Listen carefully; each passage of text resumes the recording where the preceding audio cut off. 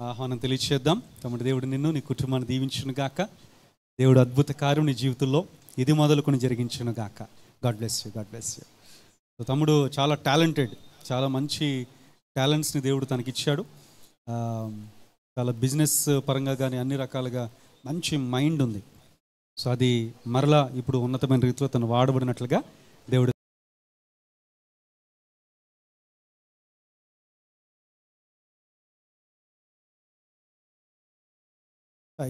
మన ప్రభువును రక్షకుడు యేసుక్రీస్తు నామములో మీ అందరికీ శుభములు తెలియచేస్తూ ఉన్నాను. అద్భుతకరుడు, ఆశ్చర్యకరుడు దేవుడు మన జీవితంలో గొప్ప కార్యములు చేస్తూ ఉన్నాడు. మనం ఈ సమయంలో గత కొద్ది వారాలుగా విశ్వాస ప్రయాణం చేస్తూ ఉన్నాం. We are doing a faith journey. విశ్వాస ప్రయాణము చెప్పండి అందరూ కూడా. ఫెయిత్ జర్నీ ఇంగ్లీష్లో చెప్పండి. Faith journey. ఈ సిరీస్కి ఏంటి టైటిల్ అని అంటే చెప్పండి, ఫెయిత్ జర్నీ ఈ సిరీస్కి టైటిల్. అందులో మనం విశ్వాస వీరులను గురించి మనం చూస్తూ ఉన్నాం. ప్రత్యేకించి ఈ జర్నీలో ఎలా చెప్తామనంటే, ఈ ఇంజన్ అయితే మాత్రం ఖచ్చితంగా పరిశుద్ధాత్మ దేవుడే, యేసు ప్రభుల వారే ఇంజన్. అందులో 16 బోగీలు ఉన్నాయి అనుకుందాం. ఈ ఇంజన్కి ఎన్ని బోగీలు ఉన్నాయి? 16 బోగీలు ఉంటే ఒక్కొక్క బోగీలో ఒక్కొక్క విశ్వాస వీరుడు ఉన్నాడు. ఒక్కొక్క బోగీలో ఒక్కొక్క విశ్వాస వీరుడు ఉన్నాడు. ఇప్పుడు నేను మనం ఏం చేస్తూ ఉన్నామనంటే, ఒక్కొక్క వారము ఒక్కొక్క బోగీలో కూర్చుంటూ ఉండగా ఒక్కొక్క వారము ఒక్కొక్క విశ్వాస వీరునితో పాటు మనం ప్రయాణం చేస్తున్నాం. సో ఆ విశ్వాస వీరులైనటువంటి హేబేలు కావచ్చు, హానోకు కావచ్చు, నోవహు కావచ్చు, ఆ తర్వాత మనము చూసేటువంటి వాళ్ళందరూ కూడా ఒక్కొక్కరుగా మనకు వారి జీవితానుభవములో నుంచి విశ్వాసములో మనం ఎలా నిలబడాలో వారు మనకు నేర్పిస్తూ ఉన్నారు. ఇది మన యొక్క ఫెయిత్ జర్నీ. సో విశ్వాసము ద్వారా మనం ఇంకా ఎలా బలపడగలము, ఎలా స్థిరపడగలము, ఎలా దేవుని శక్తిని మనం పొందుకోగలము, కష్టాలు నష్టాలు ఇబ్బందులు కలిగినా కూడా ఎలా మనము స్థిరముగా ఉండాలి అనేటువంటి విషయాలను ఆ భక్తులు మనకు నేర్పిస్తూ ఉన్నారు. ఇప్పటివరకు మనము ఎంతమంది భక్తుల గురించి చూసాం? మొదటిగా హేబేలు గురించి చూసాం, రెండవదిగా హానోకుని గురించి చూసాం, మూడవదిగా నోవాహుని గురించి చూసాం. ఈరోజు మన విశ్వాస యాత్రలో, ఫెయిత్ జర్నీలో అతి ప్రాముఖ్యమైనటువంటి ఒక వ్యక్తి, ఆయన పేరు అబ్రహాము. ఎవరు చెప్పండి? అబ్రహాం.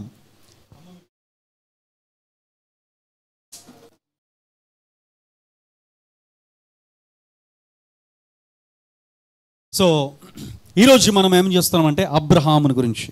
ఈ సమయంలో పరిశుద్ధ గ్రంథం తెరవండి. హెబ్రీయులకు రాసిన పత్రిక 11వ అధ్యాయము 8 నుంచి 10 వరకు ఉన్నటువంటి వచనాలను అందరం కలిసి చదువుకుందాం. Let us turn our Bibles to Hebrews 11th chapter 8th till 10th verse. 8 నుంచి 10 వరకు చదువుకుందాం. అబ్రహాము పిలువబడినప్పుడు విశ్వాసమును బట్టి ఆ పిలుపునకు లోబడి తాను స్వాస్యముగా పొందనయున్న ప్రదేశమునకు బయలు వెళ్ళెను. మరియు ఎక్కడికి వెళ్ళవలెనో అది ఎవరు ఎరుగక బయలు వెళ్ళెను. విశ్వాసమును బట్టి అతడును అతనితో ఆ వాగ్దానమునకు సమాన వారసులైన ఇస్సాకు యాకోబు అనువారు గుడారములలో నివసించుచు అన్యుల దేశములో ఉన్నట్టుగా వాగ్దత్త దేశములో పరవాసులైరి. ఎలయనగా దేవుడు దేనికి శిల్పియు నిర్మాణకుడునై ఉన్నాడో పునాదులు గల ఆ పట్టణము కొరకు అబ్రహాము ఎదురు చూచుచుండెను. ప్రార్థన చేసుకుందాం. మహోన్నతుడా, ప్రేమమయుడా, ఈ సమయంలో మేము కూడా దేవుడు దేనికి శిల్పియు నిర్మాణకుడై ఉన్నాడో ఆ పునాదులు గల పట్టణము కొరకు మేము కూడా ఎదురు చూస్తూ ఈ విశ్వాస యాత్రలో మా ప్రయాణమును కొనసాగించుచూ ఉండగా ఈ దినాన్ని అబ్రహాము ద్వారా మీరే మాతో నేరుగా సూటిగా స్పష్టముగా మాట్లాడమని, నన్ను మీ సిలువ చాటున మరుగుపరుచుకొని తాళ్ళక భోరవూదినట్లు ప్రకటించుటకు తగిన శక్తిని దాయిచ్చేయమని, వినగలిగే చెవులను గ్రహించగలిగే మనస్సును ప్రతి బిడ్డకును అనుగ్రహించమని యేసు నామములో ప్రార్థన చేస్తున్నాము తండ్రి. ఆమెన్. దయచేసి అందరూ కూడా కూర్చునండి. ప్రియమైన దేవుని బిడ్డలారా, చాలా శ్రేష్టమైన విషయాలు గత 3 వారాలుగా, ఇది 4వ వారము, పార్ట్ 4. ఈ 4వ భాగములో అబ్రహాము అనేటువంటి వ్యక్తిని గురించి పరిశుద్ధ గ్రంథములో చాలా అద్భుతమైన విషయాలు. అబ్రహాము అనగా చెప్పబడిన మాట ఏంటి అని అంటే, ఆయన విశ్వాసులకు తండ్రి. అబ్రహాము ఎవరు చెప్పండి? అందరూ కూడా విశ్వాసులకు తండ్రి. అంటే ఈ విశ్వాస వీరులందరికీ కూడా తండ్రి ఎవరు? ఇప్పుడు మనము చూస్తున్నటువంటి 16 మంది విశ్వాసులకు, లేక ఈ లోకంలో జీవిస్తున్న ప్రతి ఒక్కరూ, విశ్వాసులుగా పిలువబడుతున్న ప్రతి ఒక్కరికి కూడా ఆత్మీయముగా తండ్రి ఎవరు, యహలోకపు తండ్రి ఎవరయ్యా అని అంటే అబ్రహాము. విశ్వాసపరముగా అబ్రహాము తండ్రి అని పిలిచి చెప్తా ఉన్నారు. చాలామంది ఫాదర్ ఆఫ్ సైన్స్, లేకపోతే ఫాదర్ ఆఫ్ నేషన్. మన భారతదేశాన్ని కూడా ఫాదర్ ఆఫ్ నేషన్ అంటారు. ఎవరు చెప్పండి? ఫాదర్ ఆఫ్ నేషన్ ఎవరు? గాంధీజీ. గాంధీ పితామహుడు అంటే తెలుగులో అదే, పిత అనగా తండ్రి అని అర్థం. సో ఫాదర్ ఆఫ్ నేషన్ అని చెప్పి పిలుస్తూ ఉన్నారు. ఎందుకు ఫాదర్ ఆఫ్ నేషన్? అతని ద్వారా దేశానికి స్వాతంత్రం వచ్చింది. దాన్ని బట్టి ఈరోజు మనమందరం కూడా స్వతంత్రాన్ని అనుభవించగలుగుతూ ఉన్నాం. అదే రీతిగా విశ్వాసం అంటే ఏమిటి అనేటువంటిది నిజమైన రూపమును, విశ్వాసమునకు పరిపూర్ణ రూపాన్ని చూపించింది ఎవరయ్యా అని అంటే పరిశుద్ధ గ్రంథములో మొట్టమొదటిగా అబ్రహాము. మరి అంతకుముందు కొంతమంది ఉన్నారు కదా, మనము 3 చూసాము కదా. మరి వారు విశ్వాసులు కాదా అని అంటే ఖచ్చితంగా వారు విశ్వాసులే. కానీ వారి గురించినటువంటి జీవితము తక్కువగా వ్రాయబడింది. వారు తమ జీవితంలో ఎలాంటి కష్టాలు ఎదుర్కొన్నారు, ఏదైనా శోధనలు ఎదుర్కొన్నారా, దేవుడు వారిని ఏమైనా పరీక్షించాడా, వారి ప్రయాణం ఎలా కొనసాగించింది, వారి యొక్క బిడ్డల యొక్క పరిస్థితులు ఎలా ఉన్నాయి, ఈ విషయాలు ఏవి కూడా వారి గురించి అంతగా వ్రాయబడలేదు. కానీ జీవితం అంతా కూడా దాదాపుగా అతని యొక్క పుట్టుక నుంచి, అతన్ని దేవుడు పిలుచుకున్న నాటి నుండి కూడా కంప్లీట్గా అతని యొక్క జీవితము, తన ప్రయాణము ఎటుగుండా వెళ్ళాడో అన్నీ కూడా పరిశుద్ధ గ్రంథములో చాలా నిక్షిప్తముగా వ్రాయబడి ఉన్నాయి. కాబట్టి అతని జీవితంలో, ఆ జీవితాన్ని మనము ధ్యానము చేయడము ద్వారా మనము కూడా విశ్వాసములో పరిపూర్ణులము కాగలము. విచిత్రం ఏంటంటే అబ్రహాము జీవితంలో కూడా చాలా కష్టాలు వచ్చాయి, ఇబ్బందులు వచ్చాయి, భయంకర పరిస్థితులు ఏర్పడ్డాయి. దేవునికి అబ్రహాము యొక్క జీవితం ఎంత ఇంపార్టెంట్ అని అంటే, చూడండి పరిశుద్ధ గ్రంథములో ఆది కాండములో ఎన్ని అధ్యాయాలు ఉన్నాయి? దాదాపుగా 50 అధ్యాయాలు ఉన్నాయి. ఆది కాండములో 50 అధ్యాయాలు ఉంటే మొదటి 11 అధ్యాయాలలో దాదాపుగా 2000 సంవత్సరాల చరిత్ర, 2000 సంవత్సరాల చరిత్ర మొదటి 11 అధ్యాయాల్లో వ్రాయబడింది. ఆ తర్వాత 39 అధ్యాయాలు కూడా కేవలము 350 సంవత్సరాల చరిత్ర వ్రాయబడింది. అని చెప్పండి, మొదటి 11 అధ్యాయాలు దాదాపు 2000 సంవత్సరాల చరిత్ర అయితే, తర్వాత 39 అధ్యాయాలు కూడా కేవలము 350 సంవత్సరాల చరిత్ర వ్రాయబడింది. అందున 15 అధ్యాయాలు దాదాపుగా 15 అధ్యాయాలు కేవలము ఎవరి కొరకు అని అంటే అబ్రహాము కొరకు మాత్రమే వ్రాయబడింది. అంటే దాన్ని బట్టి అబ్రహాము యొక్క జీవితము దేవునికి ఎంత ఇంపార్టెంటో, విశ్వాసులకు ఎంత ఇంపార్టెంటో చాలా మనకు అర్థమవుతూ ఉన్నది. అబ్రహాము ఈ ప్రపంచంలో ఉన్నటువంటి 3 మతాలకు పితరుడు. 3 మతాలు అతని నుంచి వచ్చినటువంటివి, ఒకటి కాదు 3 మతాలు వచ్చాయి. ఒకటి, అతను యూదా మతానికి తండ్రిగా ఉన్నాడు. యూదా మతము కూడా అతని నుంచే వచ్చింది, తన యొక్క సంతానం నుంచే వచ్చింది. ఆ తర్వాత క్రైస్తవత్వము కూడా, క్రిస్టియానిటీకి కూడా ఎవరు పెద్ద, ఈ యొక్క విశ్వాసులకు తండ్రి అని ఎవరిని పిలుస్తారనంటే అబ్రహామునే. అంతేకాదు అతని నుంచి వచ్చినటువంటి మరొక జనాంగం ఏంటో చెప్పండి? ముస్లిమ్స్. ఇష్మాయేలు సంతానముగా వచ్చినటువంటి వారే ఈరోజు ప్రపంచంలో ఉన్నటువంటి ముస్లిమ్స్. సో అబ్రహాము జీవితం ఎంత ప్రాముఖ్యమైనదో చూడండి. ఈజ్ సో టాప్ మోస్ట్లో ఉన్నాడు ఆయన. విశ్వాసులందరికీ కూడా టాప్ మోస్ట్లో 3 జనాంగములకు, 3 మతాలకు అతను పెద్దగా ఉన్నాడు. అతని జీవితం ఒక ఆదర్శవంతంగా ఉన్నదనంటే అతను ఎంత ప్రాముఖ్యమైనటువంటి విషయమో మనకు అర్థమవుతోంది. అతను చిన్నప్పుడు ఎక్కడో హారాన్లో కొంతకాలం ఉన్నాడు. మెసొపొతేమియా అనేటువంటి ప్రాంతంలో వారు నివసించేటువంటి వారు. తన యొక్క తండ్రి మరణించిన తర్వాత వారు తండ్రి యొక్క ప్రాంతమే, అతను తండ్రి ఎక్కడ పుట్టాడు ఏంటి అనే విషయాలు తెలియకపోయినప్పటికీ కూడా వారందరూ కూడా ఎక్కడ ఉన్నారు దేవుడు పిలిచే సమయానికి అని అంటే ఉర్ అనేటువంటి పట్టణంలో వారు ఉన్నారు. అది మెసపుటోమియా అనేటువంటి ప్రాంతంలో. ఈ ఉర్ అనేటువంటి ప్రాంతము ఆ దినాలలోనే దాదాపుగా 3 లక్షల మంది జనాంగం అక్కడ ఉండేటువంటి వారంట. ఎంతమంది? 3 లక్షల మంది. అంటే ఎంత పెద్ద సిటీ అయి ఉండొచ్చో ఆలోచించండి. ఆ దినాల్లోనే 3 లక్షల మంది ఉన్నారనంటే చాలా డెవలప్డ్ సిటీ. అనేకమైనటువంటి కన్స్ట్రక్షన్స్ కానీ, ఎంతగానో ఉన్నతమైనటువంటి చాలా అద్భుతమైనటువంటి కట్టడాలు, టెక్నాలజీ పరంగా వారెంతగానో ఉన్నతిని సాధించినటువంటి వారు. అయితే వారికి ఉన్నటువంటిది, వారికి అనేక దేవతలు ఉన్నాయి.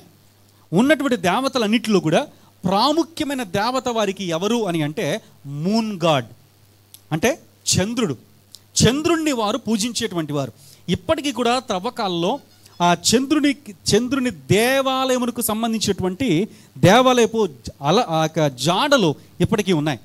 సో మూన్ గాడ్ అంటే చంద్రుని వారు ఎక్కువగా పూజించేటువంటి వారు. మనం చూస్తూ ఉంటాం కొన్ని జనాంగాలు అయితే కనుక సూర్యుని పూజించారు, పాములను పూజిస్తారు, లేకపోతే మరొక చెట్లు పుట్టలు అనేకమైనటువంటివి పూజిస్తూ వాటిలో మేము దేవుణ్ణి చూడగలుగుతున్నాం అని చెప్పి వారు పూజ చేస్తూ ఉంటారు. అదే రీతిగా ఈ మెసపుటోమియా వారు కూడా, ప్రత్యేకించి ఈ ఉర్ అనేటువంటి దేశానికి చెందినటువంటి వారు కూడా, వారు మూన్ గాడ్ని ఎక్కువగా ప్రేమించేటువంటి వారు, పూజించేటువంటి వారు. అందులో కేవలము మూన్ గాడ్ అంటే మూన్ అని మనం ఒక పేరుతో పిలుస్తూ ఉన్నాం. వారికి మూన్ గాడ్కి కూడా చాలా పేర్లు ఉన్నాయి. చూడండి, మన భారతదేశంలో కూడా ఒకే దేవతకు ఒకే దేవుడికి చాలా పేర్లు ఉంటాయి, ఉండవా? అదే రీతిగా మూన్ గాడ్కి కూడా చాలా పేర్లు పెట్టుకుని రకరకాల రూపాలలో ఆ దేవతల బొమ్మలను తయారు చేసేటువంటి వారు. ఈ మోషే యొక్క తండ్రి చేసే పని అదే. ఏంటంటే విగ్రహాలను తయారు చేసి, వివిధ రకాల విగ్రహాలను తయారు చేసి వాటన్నిటిని ఆ ఉర్ అనేటువంటి పట్టణానికి తీసుకుని వెళ్ళి అమ్మేటువంటి వాడు. అయితే జూయిష్ కల్చర్ ప్రకారము వారి యొక్క పుస్తకాల్లో రాసుకున్నది ఏంటంటే, ఆ తండ్రి దగ్గర ఈ కుమారుడైనటువంటి అబ్రహాము అసిస్టెంట్గా పనిచేసేవాడు ఫస్ట్లో. అంతే కదా, తండ్రి దగ్గర అసిస్టెంట్గా కూర్చొని నేర్చుకుని అన్ని పనులు ఆ తర్వాత వాళ్ళు కూడా చేస్తూ ఉంటారు. సో ఈ తండ్రి దగ్గర ఈ అబ్రహాము కూడా, అబ్రాము మొదటిగా అతని పేరు అబ్రాము అని పిలువబడింది. సో అబ్రాముగా ఉన్నటువంటి ఈ వ్యక్తి ఆ బొమ్మలను తయారు చేస్తూ ప్రతిరోజు కూడా తన చేతులతో తాను అమ్ముతూ ఉన్నాడు. ఉదయాన్నే దాన్ని పట్టుకుని, బాబు వెళ్ళరా ఈ యొక్క బొమ్మలను వెళ్ళి ఎక్కడ పక్కన ఉన్నటువంటి ఊరు అనేటువంటి ఆ ఊర్లో అమ్మేసిరా అని అంటే, మేబీ అబ్రాము కూడా చక్కగా తట్టలో మొత్తాన్ని కూడా పెట్టుకుని నెత్తి మీద పెట్టుకొని ఆ ఊరు అనే పట్టణానికి వెళ్తున్నాడు. వెళ్తూ బొమ్మలు అమ్ముతున్నాడు. అమ్ముతా ఉంటే ఎవరు కూడా పట్టించుకోవట్లేదు. బొమ్మలు అంటే ఎవరు నిజంగా బొమ్మలే కదా, బొమ్మలు అంటే ఉంటే ఎవరు పట్టించుకోవట్లేదు, అమ్ముడు అవ్వట్లేదంట. బాధతో ఇంటికి వచ్చాడు. ఇది ఒక సేవకులు చక్కటి ఇలాగా ఉదాహరణగా చెప్పడం జరిగింది. ఇది ఇలా బైబిల్లో లేదు, కానీ మనకు అర్థమవడం కోసం ఈ రీతిగా చెప్తా ఉన్నాను. సో అలాగ అమ్ముతూ ఉంటే ఎవరు కూడా కొనట్లేదు. ఇదేంట్రా కొనట్లేదు అని చెప్పి ఇంటికి వచ్చి వాళ్ళ నాన్నతో చాలా బాధతో చెప్పాడు, నాన్న ఇదిగో నేను మరి వెళ్ళి అమ్ముతున్నాను కానీ అసలు ఏమడు అమ్ముడు అవ్వట్లేదు, ఏంటి అని అంటే, బాబు నువ్వేమని అమ్మావు అని అంటే, బొమ్మలు అని నమ్మని అన్నాడు. ఏంటన్నావు? బొమ్మలు అన్నావు. బొమ్మలు అనకరా బాబు, ఓ పని చేయి, దేవుళ్ళు అని చెప్పు. రేపటి నుంచి ఏమమ్మాలి నువ్వు? దేవుళ్ళు అని చెప్పు. అమ్మో జాంకాయలు వచ్చినప్పుడు ఏమంటాడు? జాంకాయలే అంతేనా? ఆ రీతిగా నువ్వు కూడా ఏమమ్మాలి? బొమ్మలు అని అమ్ము అని చెప్తే, సరే అని చెప్ప దేవుళ్ళో అని చెప్పి అమ్మండి అంటే అప్పుడు వెళ్ళాడంట. నెక్స్ట్ డే నిన్న ఏదైతే బొమ్మలని చెప్పి అమ్మడానికి చూశాడో వాటినే నెత్తి మీద పెట్టుకుని అక్కడికి వెళతా దేవుళ్ళు అన్నాడంట. ఇంకంతే అందరూ చుట్టుపక్కల ఉన్న వారందరూ, అమ్మ బాబోయ్ మా ఇంటికి మా ఊరికి కొత్త దేవుడు వచ్చాడు. అంతకుముందు ఏదో ఒక పాట ఉండేది, చాలా పాత పాట, ఏంటది దేవుడు ఏంటది ఒక పాట ఏదో ఉండేదండి, కొత్త దేవుడు అండి అని చెప్పి. అలాగ వారికి ఆ దేవుడు వచ్చేటప్పటికి అమ్మో దేవుడు అని చెప్పి నిన్న వీళ్ళే ఆ మట్టిని తీసుకుని కాళ్ళతో తొక్కి ఆ దానిని చేతులతో అన్ని కూడా చేసి పెయింట్ వేసి వీళ్ళే వేసినటువంటిది అక్కడ తీసుకుని వెళ్ళి బొమ్మలను పట్టుకొని ఆ దేవుళ్ళు అని చెప్పేసరికి వారందరూ కూడా, ఇది నేను చెప్పేటువంటిది ఈరోజు కథ కాదు, నేను చెప్పేటువంటిది ఎప్పుడు, ఇది కేవలము దాదాపు 3000 సంవత్సరాల క్రితము అబ్రహాము సమయంలో జరిగింది చెప్తా ఉన్నాను. కాబట్టి వారు వాటిని నమ్ముతూ ఉంటే అబ్రహాముకు ఆశ్చర్యం అనిపించింది. ఇదేంటిది, నిన్న నేనే కదా తయారు చేశాను మా డాడీతో పాటు, నా చేతులతో నేను చేశాను కదా, నా చేతులతో నేను చేసింది ఈ రోజుకి దేవుడు ఎలా అయిపోద్ది? నా చేతులతో నా కాళ్ళతో నేను తొక్కినటువంటి ఆ బొమ్మ ఈ రోజున అది దేవుడు ఎలా అయిపోతుంది అని చెప్పి లోపల అబ్రహామునకు ఒక ప్రశ్న మొదలైంది. ఇది ఎలా? దేవుడు అంటే మనుషులను చేసేటువంటి వాడు కదా, మనుషుల చేత చెయ్యబడేవాడు కాదు కదా దేవుడు. ఆయన ఎలా దేవుడు అవుతాడు? ఈ బొమ్మ ఏ రీతిగా అవుతుందని చెప్పి ఆ రోజున అబ్రహాము మనస్సులో మెదిలింది ఒక ప్రశ్న. చాలా పురాణాలు కూడా ఉన్నాయి. అబ్రహాము ప్రతిరోజు కూడా అతను దేవుళ్ళ గురించి ఎంతగానో అతను తపన చేస్తూ బయటకు వచ్చి ఆ నింగిలో ఆకాశంలో చూస్తూ ఆ చంద్రుని పట్టుకుని దేవుడు అంటున్నారే, ఈ నక్షత్రాలను పట్టుకుని దేవుడు అంటున్నారే, వాటి గమనం ఎలా ఉంది, వాటితో మాట్లాడితే అవి నాతో మాట్లాడతాయా అని చెప్పి ఎంతగానో అబ్రహాము ప్రయత్నాలు చేసినట్లుగా అనేక పురాణ గాథలు వివిధ రకాల పుస్తకాలలో వ్రాయబడింది. అయితే అన్నిటికంటే ప్రాముఖ్యముగా అతనిలో నిజమైన దేవుణ్ణి గూర్చినటువంటి తపన దానిలో పెరిగింది. కాబట్టి ఆయన అనుకున్నాడు, లేదో నేను నిజమైన దేవుణ్ణి తెలుసుకోవాలి. I want to know the real God, I want to know the true God, I want to worship the real God, the one true God. ఒకడైనటువంటి నిత్యమైనటువంటి సత్యమైన దేవుడిని, నన్ను సృజించిన దేవుణ్ణి నేను తెలుసుకోవాలని చెప్పి ఆశతో తపనతో తాను ఉంటూ ఉన్న సమయంలో ఆదికాండము 12వ అధ్యాయములో సృష్టికర్త అయిన దేవుడు, సమస్త మానవులను సృజించిన దేవుడు అబ్రామును పిలిచాడు. చూడండి ఒకసారి చదువుదాం. ఆదికాండము 12వ అధ్యాయము 1వ వచనం నుంచి, యెహోవా నీవు లేచి నీ దేశము నుండి, నీ బంధువుల యొద్ద నుండి, నీ తండ్రి ఇంట నుండి బయలుదేరి నేను నీకు చూపించు దేశమునకు వెళ్ళు. నిన్ను గొప్ప జనముగా చేసి, నిన్ను గొప్ప జనముగా చేసి, నిన్ను ఆశీర్వదించి, నీ నామమును గొప్ప చేయుదును, నీ నామమును గొప్ప చేయుదును, నీవు ఆశీర్వాదముగా నుందువు. వావ్, ఎంత అద్భుతమైన మాట అని అంటే దేవుడు చెప్తా ఉన్నాడు.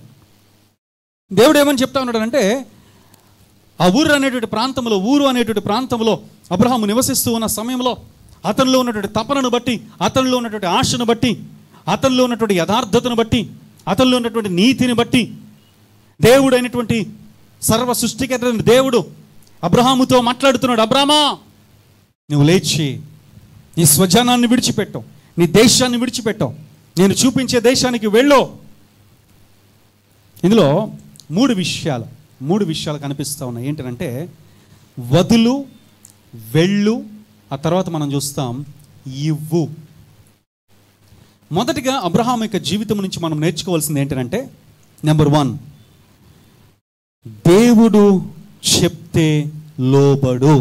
చెప్పండి, ఫస్ట్ పాయింట్. ఈ రోజున మనం 5 విషయాలు మనం నేర్చుకోబోతున్నాం అబ్రహాము జీవితం నుంచి. అబ్రహాము మనకు నేర్పిస్తున్నటువంటి 5 పాఠాలు ఏంటి అని అంటే, అందులో మొదటిగా దేవుడు చెప్తే లోబడు. ఈరోజు మనము ఈ ఫెయిత్ జర్నీ యొక్క